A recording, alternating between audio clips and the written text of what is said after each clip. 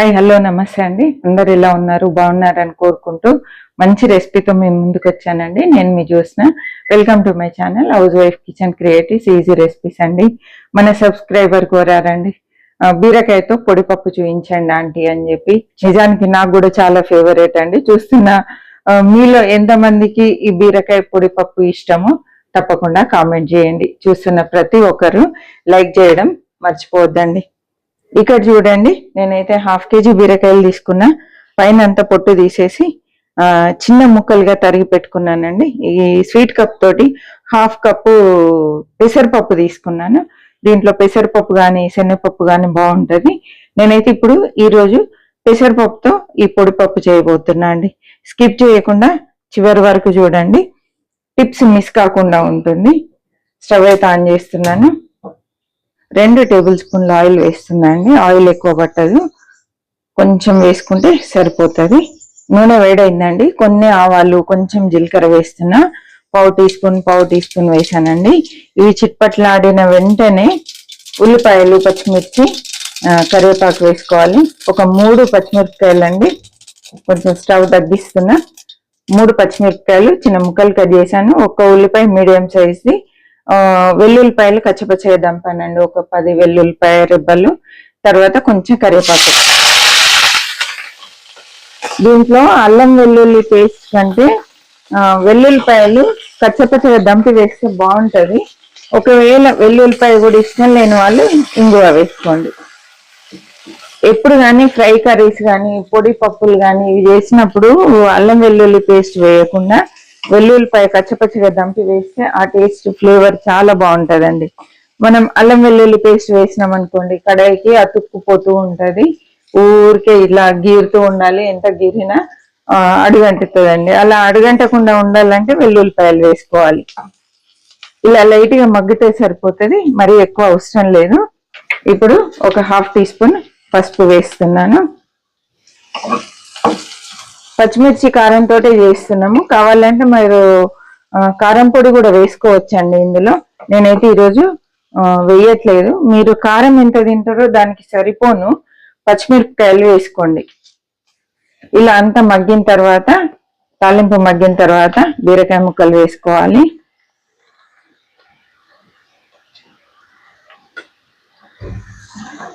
ఈ బీరకాయ ముక్కలు వేసిన తర్వాత పైనుండి సాల్ట్ వేసుకోవాలండి. నేనైతే 1 టీ స్పూన్ సాల్ట్ వేసాను. ఈ రెసిపీకి పప్పు ముందుగా నానబెట్టుకోవద్దండి. ఇలా మనం బీరకాయలు, సాల్ట్ అన్ని వేసిన తర్వాత స్టవ్ సిమ్ లో పెట్టేసి ఇప్పుడు ఈ పప్పును కడిగి పప్పు వేసుకోవాలి. మనకు పప్పు మెత్తగా కావాలనుకుంటేనేమో ముందుగా నానబెట్టుకోవాలి. లేదు మనకు పొడి పొడిగా పప్పులుగా ఇష్టం అనుకుంటే అప్పటిదప్పుడు కడిగి వేసేసుకోవాలండి. ఒక 2 సార్లు శుభ్రంగా కడగాలి. ఈ వైట్ ఇదంతా పోయేంత వరకు కడగాలండి.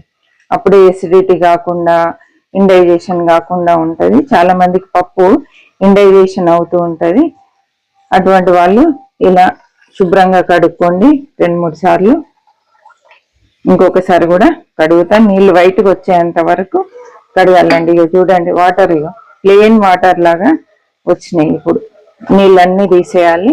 నీళ్ళన్నీ తీసేసి పప్పు ఇందులో వేసేసుకోవాలండి. ఇప్పుడు పప్పు మెత్తబడకుండా ఉంటుంది. మనకి బీరకాయ ముక్కలు ఉడికేలోపే పప్పు పర్ఫెక్ట్ గా ఉడికిపోతుందండి. ఇప్పుడు స్టవ్ హైలో పెడుతున్నా. ఎందుకు అంటే ఈ బీరకాయ ముక్కలన్నీ మంచిగా వేడి కావాలి, లేకపోతే ఈక్వల్ గా ఉడకవు. బీరకాయ కరకరలాడుతూ పచ్చిగా అలా ఉంటది. బీరకాయలు మంచిగా వేడయ్యేంత వరకు హైలో పెట్టి ఫ్రై చేసుకోవాలండి. మనకి వేడైంది అర్థమవుతుంది. లేకపోతే ఇలా టచ్ చేసి చూడండి. నేను టచ్ చేయమన్నా అని చేయి కాల్చుకోకండి. మీకు అనుభవం ఉంటేనే ఆ పని చేయండి. ఓకేనా? బీరకాయలు మంచిగా వేడైనాయి. ఇప్పుడు మూత పెట్టేసి స్టవ్ పూర్తి సిమ్ లో పెట్టి కలుపుతూ ఉడికించుకోవాలి. ఆల్మోస్ట్ ఒక 10 నిమిషాలు మధ్య మధ్యలో కలుపుతూ ఉడికించుకోవాలండి. చూద్దామండి. నేను మధ్య మధ్యలో కలుపుతూ ఉన్నాను. ఆల్మోస్ట్ ఒక 7-8 నిమిషాలు అవుతుంది. ఇప్పుడు బీరకాయలు ఉడికినాయో చూద్దాం, చెక్ చేద్దాం. పర్ఫెక్ట్గా ఉడికిపోయింది. పప్పులు కూడా మంచిగా ఉడికినాయండి. ఇలా గోరుతో చించితే చినగాలి, కొంచెం గట్టిగా ఉండాలి. 2 ముక్కలు అయిపోయినాయి. ఈ టైంలో మనం కొంచెము ఎండు కొబ్బరి పొడి వేసుకుందాం. పొడి పప్పులలో తర్వాత పొడి కూరలలో కొబ్బరి పొడి బాగుంటది. అయితే మీరు ఎంత వేయాలి అంటే 1 టీ స్పూన్ వేయాలి. అసలు మనం దీంట్లో కొబ్బరి పొడి వేసిన టేస్ట్ అనేది డామినేట్ చేయొద్దండి. ఏం వేసినామో అర్థం కావద్దు. లైట్ గా ఆ ఫ్లేవర్ తగులుతూ ఉంటే సూపర్ గా ఉంటది. చూడండి 1 టీ స్పూన్ వేస్తున్నా. నేనైతే ఇలా పొడి వేసుకొని ఉంచేసుకుంటా అండి. ఎప్పుడు ఏ కూరలో వేయాలనుకుంటే ఆ కూరలో వేస్తా. కొబ్బరి పొడి ఒకటి, పల్లీల పొడి ఒకటి, తర్వాత నువ్వుల పొడి ఒకటి వేసి పెట్టుకుంటా అండి. ఈ రెసిపీ అంతా సిమ్లోనే చేయాలండి, హైలో మాత్రం పెట్టకండి. ఒకవేళ మీది పెద్ద స్టవ్ ఫ్లేమ్ సిమ్లో కూడా ఎక్కువ వస్తే చిన్న స్టవ్లోకి మార్చుకొని సిమ్లో పెట్టి చేయండి. ఇలా కొంచెం ఫ్రై అయితే సరిపోతుంది. బీరకాయ ఉడికిందంటే పప్పు ఉడికినట్టే అండి. కొత్తిమీర కూడా ఫ్రెష్ కొత్తిమీర చల్లేస్తున్నా. అంతా ఒకసారి కలిపేసుకోవడమే. చూసేంత మీరు అడిగిన పొడి పప్పు ఎంత పర్ఫెక్ట్గా రెడీ అయిందో చూడండి. కొన్ని రెసిపీస్కి పప్పు నానబెట్టేయాల్సి ఉంటుంది, కొన్ని రెసిపీస్కి అవసరం ఉండదు. ఎందుకంటే ఇందులో వాటర్ ఎక్కువ ఉంటుంది కాబట్టి మనం నానబెట్టేసామనుకోండి పప్పు మెత్తగా అయిపోతుంది. అప్పుడు అస్సలు బాగుండదు, పొడి పొడిగా రాదు. స్టవ్ అయితే ఆఫ్ చేసిన అండి. చూడండి సూపర్ రెసిపీ పొడిపప్పు, బీరకాయ పొడిపప్పు అండి. అసలు సమ్మర్ అంతా పెసరపప్పు తింటే ఎంత చలువ తెలుసా అండి, చాలా మంచిది. కూరగాయలు కూడా మనకు ఉండేటి అవే ఉంటాయండి. కొంచెం మార్చుకొని ఇలా డిఫరెంట్ స్టైల్లో మనం వండుకుంటూ ఉంటే ఇంట్లో అందరికి నచ్చుతుంది. అసలు మనకి ఎవరు వంక పెట్టరు. సూపర్ అన్నారు అనుకోండి, ఎంత సంతోషం అవుతుంది కదా. అవునా లేదా చెప్పండి.